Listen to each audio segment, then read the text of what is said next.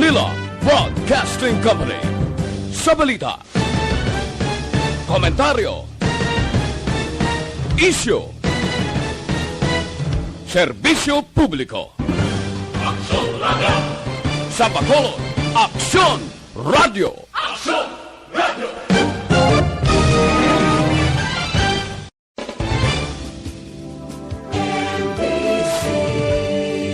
Manila Broadcasting Company. Sa balita, komentaryo, isyu, serbisyo publiko. Aksyon Radio! Sa Bacolod, Aksyon Radio! Aksyon Radio!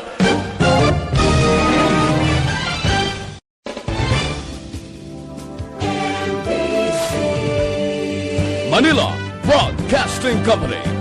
Sa balita, komentaryo, isyu, serbisyo publiko. Aksyon Radio! Sa Bacolod, Aksyon Radio! Aksyon Radio!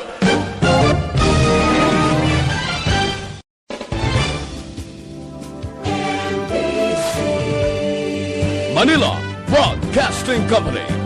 Sa balita, komentaryo, isyu, serbisyo publiko. Aksyon Radio! Sa Bacolod, Aksyon Radio! Aksyon Radio!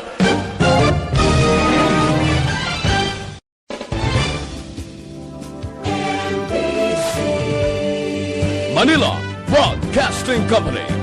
Sa balita, komentaryo, isyu, serbisyo publiko. Aksyon Radio! Sa Bacolod, Aksyon Radio! Aksyon Radio!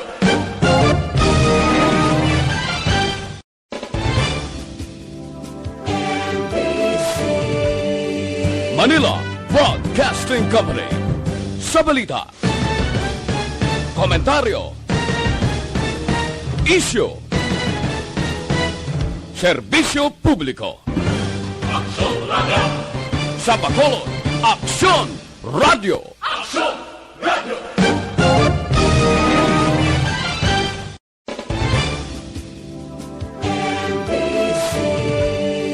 Manila Broadcasting Company.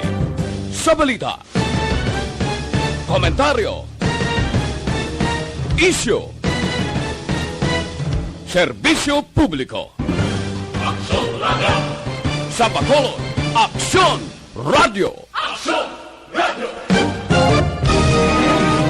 Aksyon Radio Philippine Standard Time, las 6:35. This time check is brought to you by AC.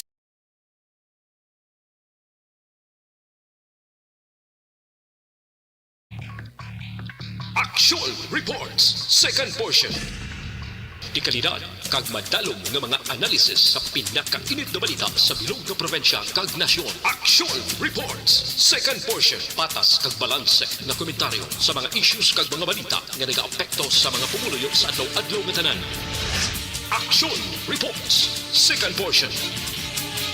Upod sa veterano kag respetado nga komentarista, Aksyon Fred Salanga. Karon nga adlaw Sabado pitsa 22 na bulan sang Mayo tuig 2021. Anano ang mga balita kag isyu nga tuntalakayon karon nga aga. Ini nga mga balita kag isyu idulong sa aton sang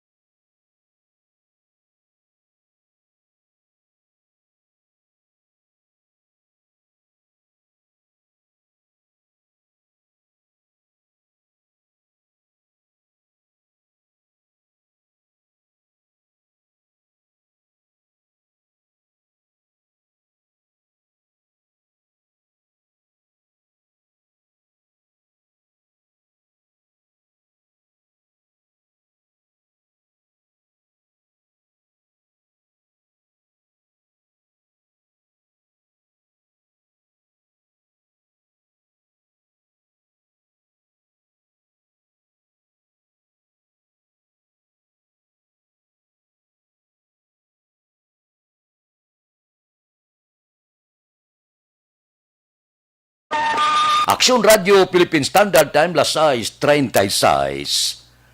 Ang palasyo, nagapanindugan nga padayunon gid ang pagpanubo sang taripa sa imported nga bugas. Wala ko kabalo kon ano ang madalom sa likod sini. Kaya kung ako ang palantawon, kung panubuon mo ang taripa sa imported nga bugas, kag itampok mo sa merkado, of course, bakal siya. Kay nubo ang taripa, nubo ang presyo, guwapo pa, nga klase bugas, natural babakal sa merkado. Kung mabakal sa merkado, kay imported na siya, barato pa, okay. Para sa pumuluyo, wala problema. Tama ko, bakal ka imported nga bugas siya, barato pa, imported pa siya. Pero ano ang matabo sa aton mga mangunguma? Amo lang nang ina-question naton. Wala ya problema, kung baka bakal ta imported nga bugas nga namit, kag barato nga hindi. Galing, ano ang matabo ya sa produkto sang aton lokal nga mga mangunguma? Lokal na ang bugas mo, baligya mo mahal, hindi siya masapakan sa merkado. Sinong makaluluoy sini? Sinong maigo sini? Natural ang aton mga mangunguma. Agad ka malang iya sang paguma ka magprodukto sang humay kag bugas nga perde ka man. Kundi untat ka, kay perde ka mo. Di mabakal ang pumuluyo ka, kay portedo, puti man to, barato pa, ikumparar sa humay kag bugas nga aton. Ang punto ko, hindi kita mahilak na magbakal, bisan magbahal, mahal pa siya, kung tani ko naton, aton niya sa guro ng aton kaugalingon nga mga mangunguma, hindi ta pagpatyon. Daw ang ngailan na ang naging patay mo sa merkado, ang bugas yung nga ginaprodukto nato dire sa pungsod Pilipinas. Areo, ang bugas nga aton, mahal-mahal sa jutay, pero aton lakaso, kaya ang ganansya makadto sa Pilipino. Tanong luyag ta. Mabakal ang imported nga bugas, barato kag puti. Kampiyon na pamahaw ta, kampiyon bugas ta. Ang aton mga mangungumang ginagutom na, hindi ka kabawi sa pestisidyo kag abono nga gingasto niya para kapatubas siya. Nga magdamo ang patubas siya nga umay kag galingon pakadto sa bugas. Hindi na pagbaklon sa merkado kay mas may ara imported kag mas barato, kampiyon pagkalidad. Ginaguba ta, okay malang na. Pero ginaguba ta ang aton mga mangunguma. Ano na lang ni mga mangunguma naton? Lipay ba nga sila nga magmahal-mahal ang bugas para makaguluganan siya? Pagkatapos, tampukan mo sang imported kag barato nga bugas. Tido angay lang nga, ginpagut man mo ang mga mangunguma. Hindi ko kaintindi kung anong botsilingon sang Malacanang, nga pasudlan niya sang bugas nga imported, ang taripa barato. Ambot kung anong sa likod sini, kung anong nagsulod sa pinsar nila, nga bintaha para sa aton dire sa pungsod Pilipinas, kag bintaha sa mga mangunguma. Abi, kamo abi sabat sina, kamo abi analisa sina. Pasudlon tang imported nga barato, patyon tang aton mga mangunguma. Nahila kita babakal sang mahal-mahal jutay nga produkto sang Pinoy. Nga ganansya makadto sa Pinoy. Pasulabihon ta patong imported nga bugas, panubuon ng taripa, daw angay lagi na patay naton ang aton mga mangunguma. Pila ka daw mangunguma na untat na pananom nya kadto syudad ka ba no maglagan plato kag magbakal tricycle kag magbiyahe bay paguro. Amo ning matabo pila kadlaw sa aton. Hagat kastigo ang mga mangunguma. Imbes nga makaguluganan siya, posdakan ta sang imported kag barato, so daw angay lang nga ginpagut man mo ang mga mangunguma. Kag nagasiling ikaw sa mangunguma, wala na, untat ka na panguma, wala pulos gapon. Panguma ka, kontrahon ka sang gobyerno, baligyaan ka sang barato kag imported nga bugas, patyon niya ang lokal nga mga mangunguma. Hindi ko maintindihan. Aksyon Radio Philippine Standard Time, las 6, 42. Mabalik kami pagkatapos ini.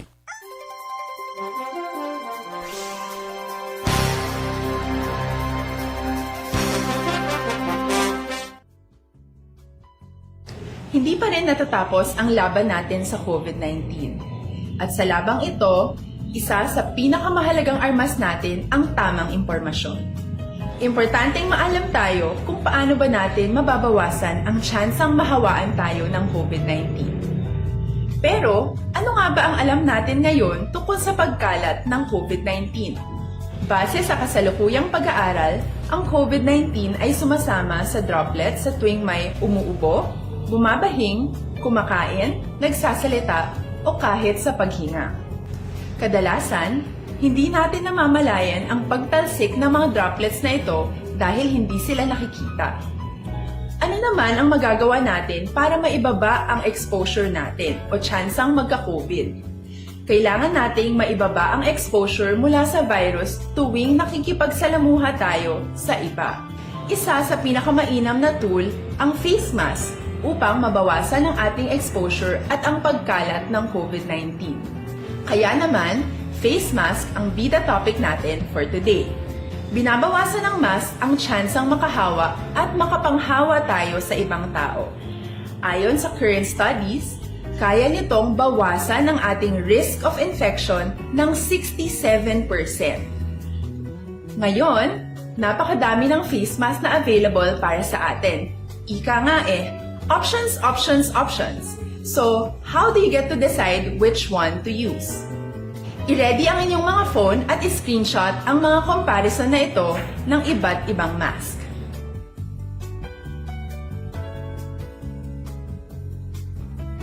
Ngayon, alam na natin na maaari tayong gumamit ng cloth mask. Alalahanin po na hindi pwedeng i-side A at side B ang cloth mask. Labhan ito araw-araw gamit ang maligamgam na tubig, detergent at bleach. Para naman po sa mga medical or surgical mask, tandaan na hindi ito maaaring i-recycle. Itapon na ito pag madumi na, basa na, o gamit na. Samantala, ilaan naman po natin ang mga N95 mask para sa ating mga healthcare workers na patuloy na nakikipaglaban sa COVID-19. Huwag din po natin kalimutan na hindi natin nirerekomenda ang paggamit ng N95 respirators with valve. Habang kaya nitong protektahan ka sa virus, hindi naman ito mapoprotektahan ang mga tao sa paligid mo, lalo na kung may sakit ka. Of course, face masks are not enough to protect us. It should still be coupled with other preventive measures. According to studies, kung magsuot ka lang ng mask at didistansya ng at least 1 metrong layo sa iba, mababawasan na agad ang tsansa mong makahawa at mahawaan. Kaya ituloy lang natin ang pagprotekta sa ating mga frontliners at komunidad sa pamamagitan ng pagiging bida. B. Bawal walang mask.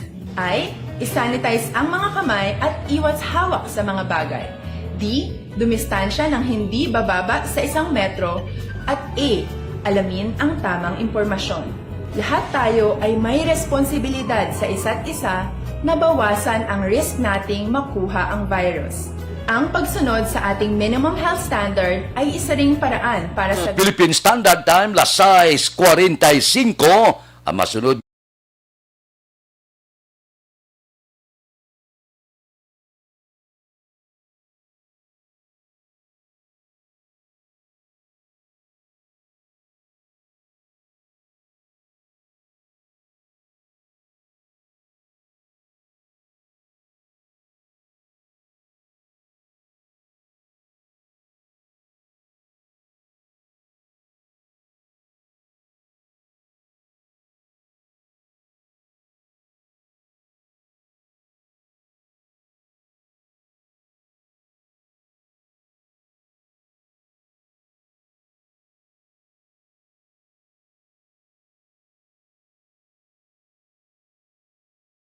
size daw maayo ang palakat no sang bag-o nga hipis sa kapulisan sa bug-os nga Pilipinas.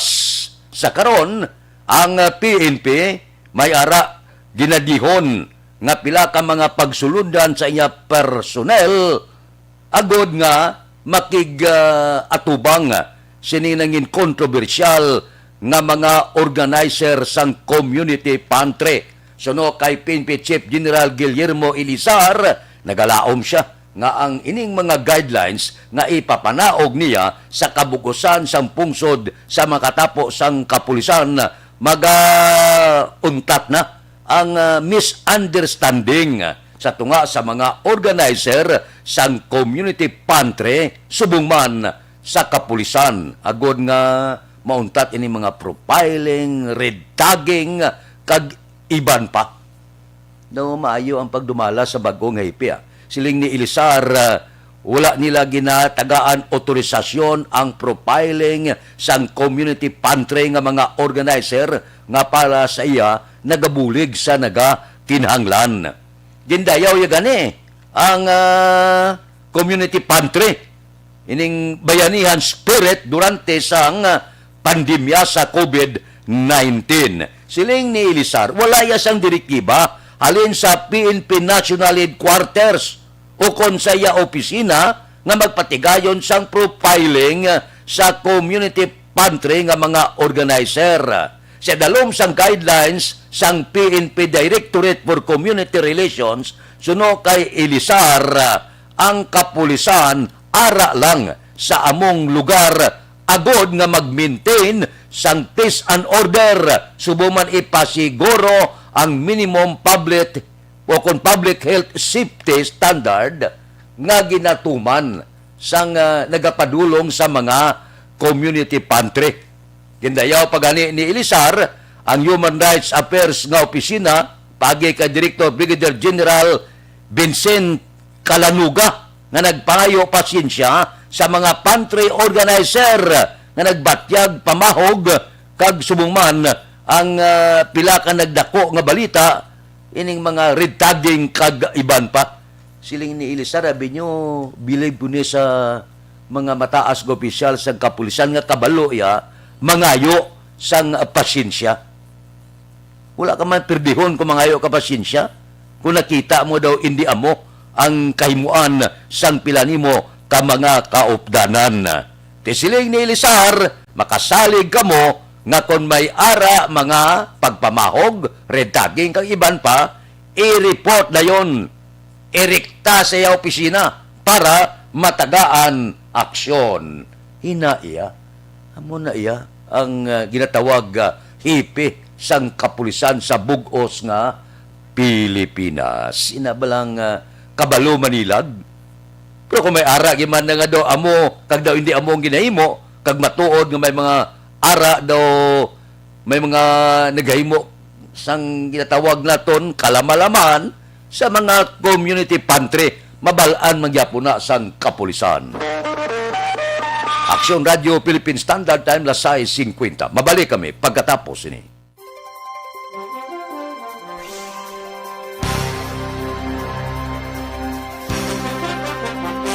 Sa dinami-dami ng usapin ngayon tungkol sa COVID-19, nangingibabaw ang tanong tungkol sa expanded testing.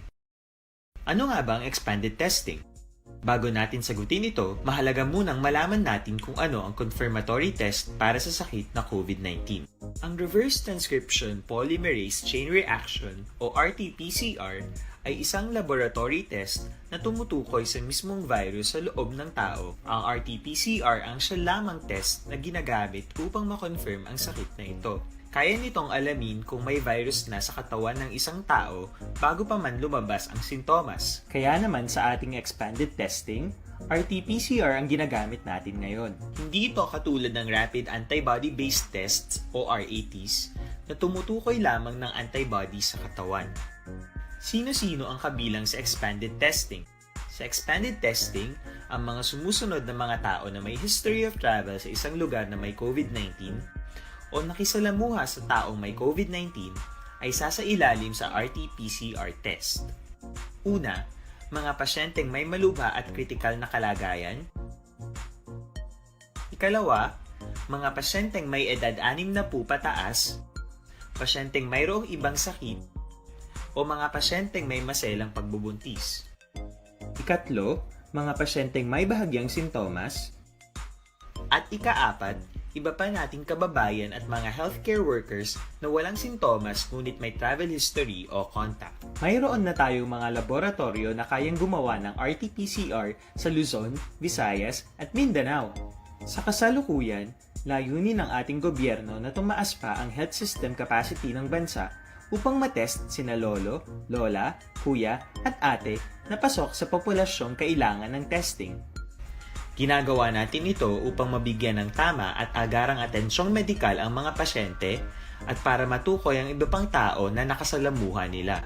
Mahalaga ang pagpapatest sa paglaban sa pandemya, pero mas mahalaga kung mapapanatili ang kalusugan ng ating katawan. Mas mainam kung lalabanan natin to ng sama-sama. Ika nga, prevention is better than cure. Mag-exercise, kumain ng tama, practice cough etiquette, sundin ang 1 meter rule sa physical distancing, maghugas ng kamay, at higit sa lahat, kung maaari ay magstay at home. Samahan kami sa susunod na video para malaman ang kaibahan ng RT-PCR sa RATs.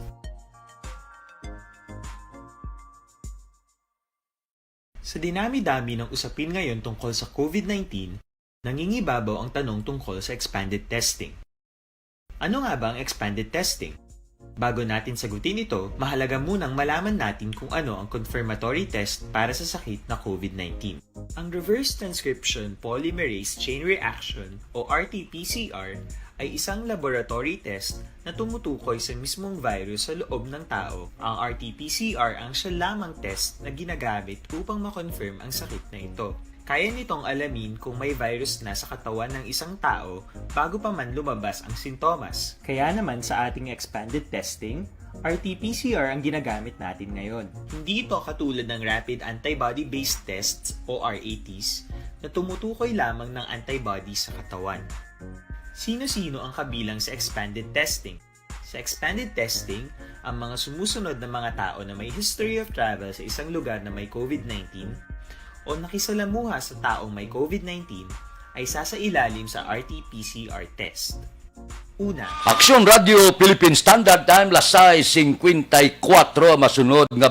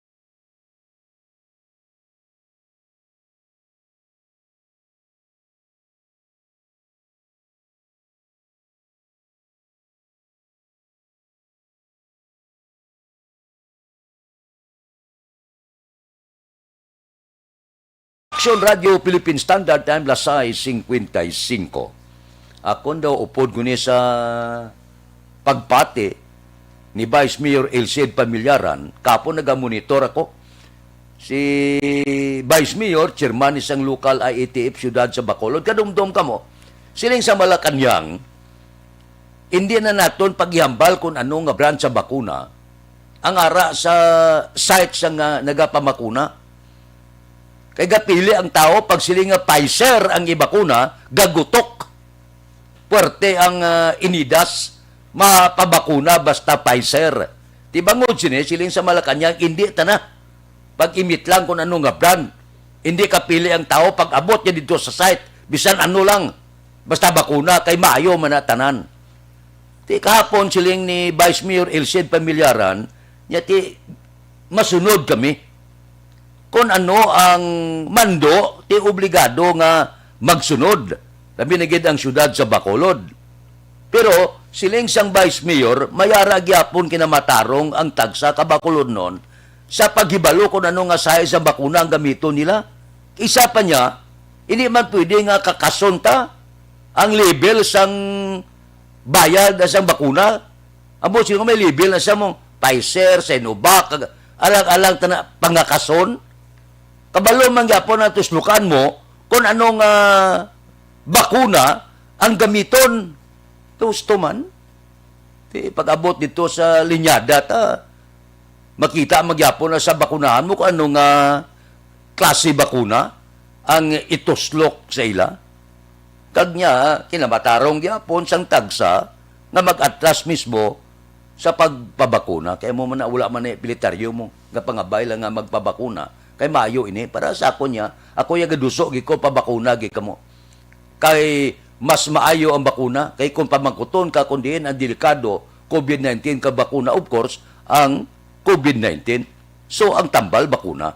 Amula na galing may mga isyo nga bangod kay gapili ang tao, hindi na pag ipalayag kung ano nga mga bakuna ang ituslok pagkanto nila sa bakunahanda, tuslok lang kay sila sa Malacanang maayo manatanan. Para sa ako niya dapat may ara gida. Kung ako dapat mabalaan sa tao gid. Pfizer siya, Sinovac siya, Moderna siya. Kaya man pag-abot sa timpo, basi bla may reklamo, kundi may itudlo dayon kita.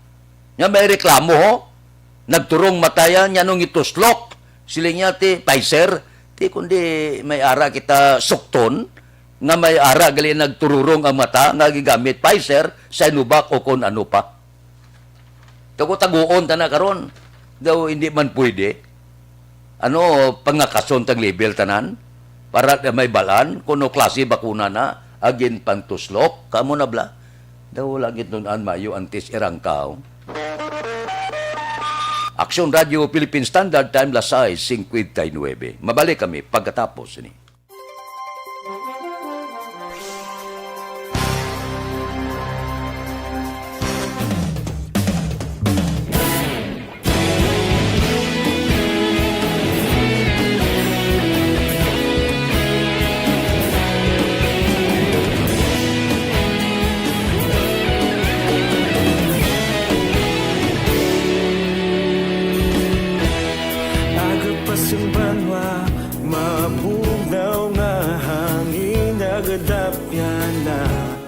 Ikaw nang ginapamati ang namon ginasandigan.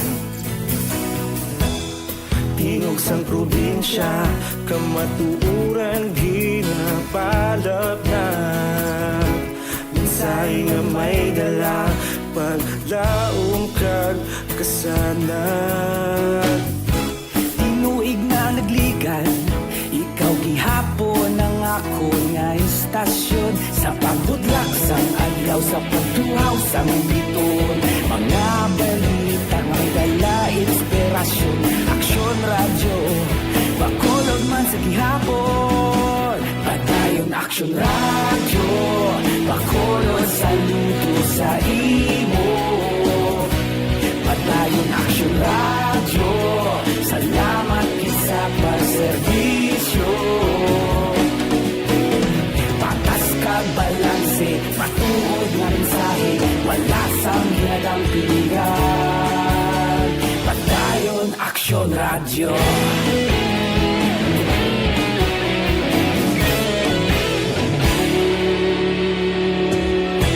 Bacolod nun kag Negrosanon, inyong pamatian. Istasyon nga nagapalaplag sang kamatuuran. Mabakod nga prinsipyo, reporter handa sa serbisyo. Kahapon, karun kag sa gihapon, kita magapadayon.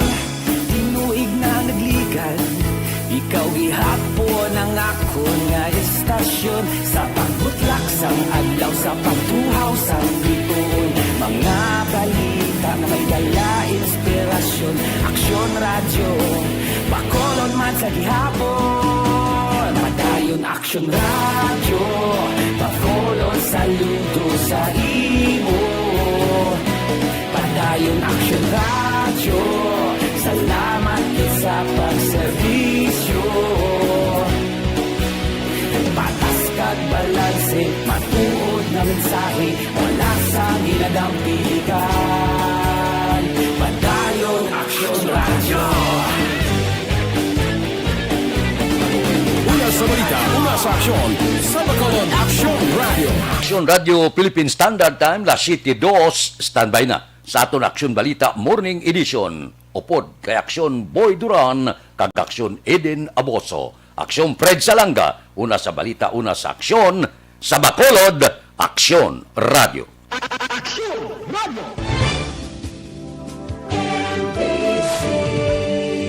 Manila Broadcasting Company. Sa balita, komentaryo, isyu,